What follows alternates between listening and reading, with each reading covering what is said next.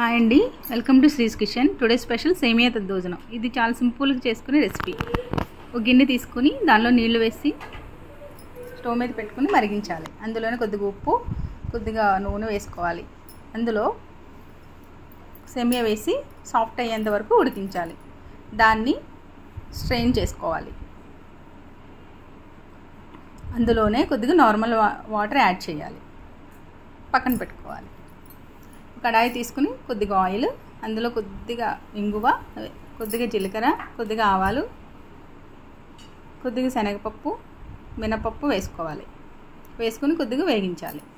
అందులోనే కొద్దిగా సన్నగదన్న పచ్చిమిర్చి, అల్లం కూడా వేసుకోవాలి. తర్వాత ఎండుమిర్చి,